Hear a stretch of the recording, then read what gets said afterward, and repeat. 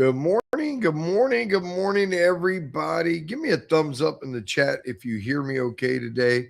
I'm testing a new microphone.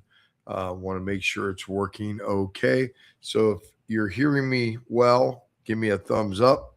That will be helpful to me. Anyway, good morning, good morning, good morning, everyone. I love you guys, man. Just so thankful for this day. This is the day that the Lord has made. I hope everyone has gotten up, and y'all know, especially if you're from LTM, we are on our fast. So we are on our way. So hopefully you woke up this morning in prayer and spending time with God and just really thinking about the things that transpired yesterday. I put a note on our band. This is more of a public channel. So I put a note on our band. You might want to go listen to it. Talks a little bit about our fast. Okay. Anyway, today is Marketplace Monday. Let's get into our show. I started a new series last week called our scaling series, talking about scaling a business. And if you remember, last week I talked about the differences between owning a job and building a business. Owning a job and building a business. We said some things that really challenge a lot of people because especially people that really don't understand business. They don't like to hear these things. They think because they have a business card with their name CEO on it, it means they own their business or they own some little mom, they're just, they're saying they own a mom and pop. Let's just say they're just starting out, right? But we found out last week that if your business cannot run without you, it's really not a business. It's just self-employment. It's self-employment, right? Today, what I want to do is I want to take that idea one step further, right? Many businesses grow. Many businesses get more customers. Many businesses make more sales. Many businesses get busier, right? But they never really scale. What do you mean, Pastor? That sounds like scale to me. They not only don't scale, the business becomes more stressful. The business becomes more dependent on the owner, and the business becomes harder to manage, right? So the question becomes, why do so many businesses grow but never truly scale? So let's talk about what holds that back. The church is a great place to understand that from a business perspective. Although a church isn't a business, but think about it. A church can get busier, a church can get more people, a church can get all that, but can the church sometimes, do churches really know how to scale? In other words, get bigger without it putting too much stress on every part of the church. Obviously, it can't do that unless we have good systems, good processes, and good procedures in place. And that's what we work on all the time at our church. And let me tell you one thing, too, about processes, procedures, and systems. They're not something you do one time. There's something that takes tweaking, takes adjusting, and you always got to be committed to them. So let's look at this today. Point number one, write this down. Growth is not the same as scale. That's the first thing we got to get in our mind. Growth, put that in the chat. Growth is not the same as scale. Most business owners, most business owners think that growth automatically means success. Growth automatically means scale. But growth simply means more customers. It means more revenue. Sometimes sometimes we think just because we're making more money, we're doing better or more activity. But scale still is something different. Scale means that the business can handle more demand without increasing cost or chaos at the same rate. You got to think about that when you own certain business. When you own a restaurant, you think of other ways to make money because you only have so many tables in a restaurant. So there are only so many people you can serve. So you're handicapped to scale because of the size of your restaurant. I remember back in the day at RTM when we were thinking about starting a daycare. You're handicapped by how big your daycare can get, by how big your building is, right? Now, that doesn't mean you can't maximize that, but you got to have a plan. If you're a restaurant, you think of things like takeout, right? If you're a daycare, you think of different ways and means to grow that business, right? That's what scale means, right?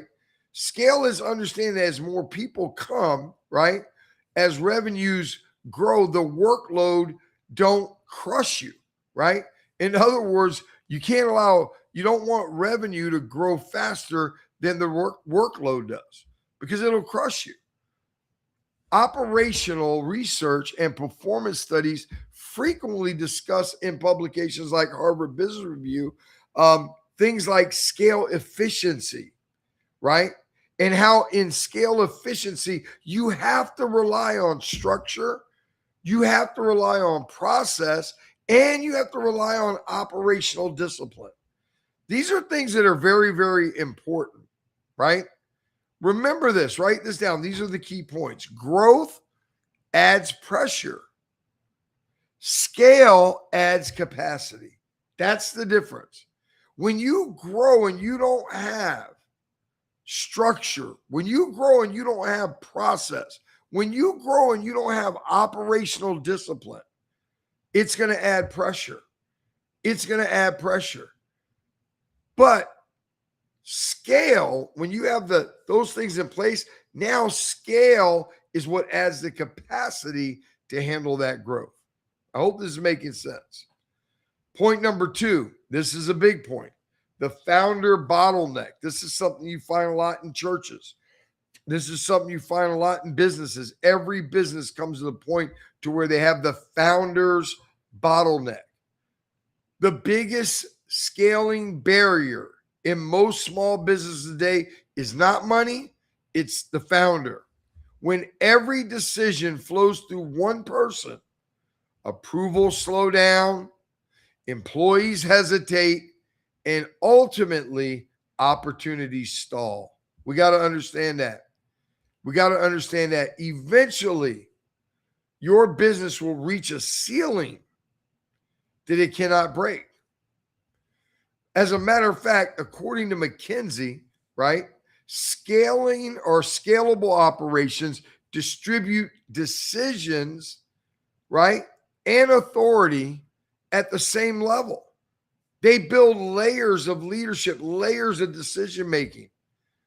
There are certain things that I give the ushers and greeters autonomy in the sanctuary to do. As the pastor, I'm just using a church because I know most of y'all go to church, but I can't be responsible for everything. On Sundays, you guys start the church. My leaders start the church. My leaders lead the prayer huddle. My leaders get the different ministries organized. I'm home getting ready for the message. So they got to have the autonomy to make some decisions. If you don't let anybody make any decisions in your organization, it will never scale. It'll have the founder's bottleneck. You can't scale a company that depends on one brain and 2 hands. Write that down. You will never scale a company that depends on one brain and 2 hands. If everything depends on you, growth will eventually stop with you. If everything depends on you, growth will eventually stop with you. Point number 3 for today. Systems, watch this, write this down. This is good. Systems turn effort into expansion. Systems turn effort into expansion. The real engine of scale is not hustle. The real engine of scale is not hustle. It's systems. Systems create consistency. Systems create repeatability. Systems create accountability. And systems create efficiency. Let me say that again slowly. Systems create consistency, repeatability, accountability, and efficiency. We should have systems around everything. When systems exist, work can be delegated. When systems exist, work can be delegated. Work can be delegated. Leaders can, or when we start delegating work, leaders can now stay focused on strategy instead of survival. Operational efficiency it's just paramount, guys. We need to understand that organizations with structured process often outperform those that are driven primarily by effort. Let me say that again. Organizations with structured process consistently outperform those that are driven primarily by effort. Listen, guys, I love effort. Y'all know that. I love effort. I think effort is a big thing. I think not being lazy is a big thing. Willing to take that step is a big thing. But you got to have structure. You got to have processes. That is what's going to help you scale. Hustle might start your business. Systems is what will allow it to grow. So as we talk and we went through this today, I want y'all to think about some things. And you don't have to wait till you own a business to start a business, guys. You can start your business with your household. Your household could be your business. You can start just with the things that are going on around the house, organizing your house to scale. Darsheila's getting ready to have a baby. Donnie's getting ready to have a baby. They're going to have to scale their households, right? So what do? You look at where are the bottlenecks in my household? What are things that can't get done without me, right? So same with your business. If you have a business, where are the bottlenecks? What part of my business depends entirely on me? What process can be documented, not delegated, right? What are processes now that you can document, not delegate? Can you imagine, moms, if y'all document it for your children, how to clean their room, how to make their bed, give them a checklist to do every morning? Now you don't have to go in there and yell every day. They got a checklist. You don't have to worry, are they doing it right? There's a checklist. When they get done, hand you the checklist that's done. Because the goal of building anything, a business, a household, a ministry, is not to just stay busy. The goal is to create something that grows beyond just us. I was talking to the leadership yesterday about this, or the church, I don't know. Building or actually maybe it was Saturday. Everything we're building now in the church, everything that we're doing is about scale. That's all we're thinking about now, scale. The next service, the next life center, the next location, scale, scale, scale. That's what I'm hearing God about this whole 2 weeks on this sacrificial seed. Where are the areas I know how to scale? I've scaled businesses. It's been hard to scale the church. What are the nuances? I'm asking God for the nuances. Amen. So listen, next week, what we're going to do is we're going to talk about the 3 engines that power scale in business. We're going to talk about those 3 engines. What are they? Systems, people, and capital discipline. Systems, people, and capital discipline. Those are the 3 engines, the 3 things you got to focus on to really scale a business. So we're going to talk about that a little bit more next week. Listen, I want to thank you all for joining today.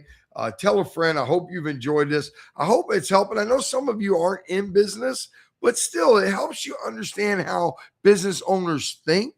It also helps you start to understand what are some of the things maybe you need to start working on in different areas before you go start a business. I got people that have said to me in the last year they want to start a business. They're not even on this show, and they're members of my church. They don't even come to the show, but they want to start a business. Again, these are the people that just talk, they dream. And even if they go start a business, it's not going to succeed because they're not preparing. This is not easy. It's not a joke. You got to prepare. Remember, success is when preparation meets opportunity. That's what creates success. So no matter what you may think, I know some of this sometimes goes over some of your heads. I know it's not some of the stuff that you're doing right now in your life, but just hearing this stuff paints on the canvas of your imagination. Amen. Listen, I love you. I love you. I love you. Until we Wednesday, don't forget, Pastor Nick saying, enjoy life.